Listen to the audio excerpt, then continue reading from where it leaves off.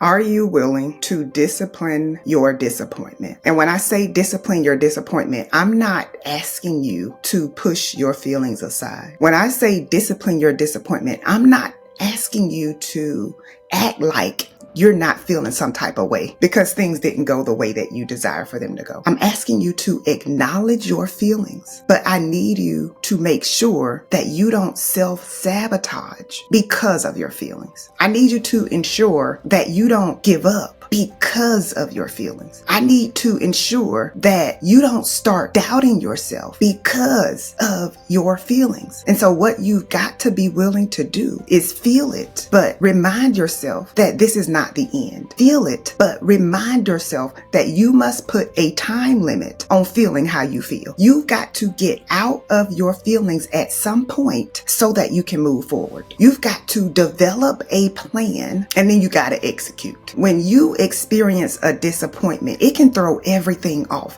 Like when I look at something I just experienced recently, like I was on a call with a client on a Friday for a speaking engagement. They said the fee was good. They were excited. All was well. They were going to get back to me on Monday. I sent them the contract. I sent them the summary. We good to go. They gave me the date, the time, all of that. Monday, crickets. Tuesday morning, I'm reaching out like, hey, I know something might have come up.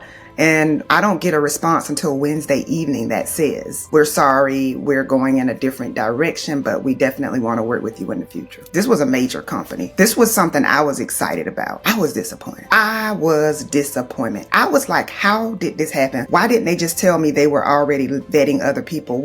I don't know what happened. Maybe somebody from the inside is speaking. I don't know. But what I do know is that I was disappointed. And what I do know is I couldn't go back to the Jessica who would literally take it out on other people. Like my spouse, my kids, not being mean to them, but being short. Like, listen, I'm just not in a good place right now. Give me some space. And it's like, no, it's not about you. You got to be there for them. You got to manage your emotions. You've got to discipline your disappointment. You've got to recognize that this is not the end. You've got to recognize that better opportunities are coming. You've got to be kind to yourself. You've got to remind yourself of who you are. They don't determine who you are. They don't determine your value. And so you can't allow how someone else feels about you to become how you feel about you. You got to find a healthy way to cope. Meditate, pray, listen to music, find a coach, get a counselor. Like you can't just go to your normal way of responding, especially if it's unhealthy.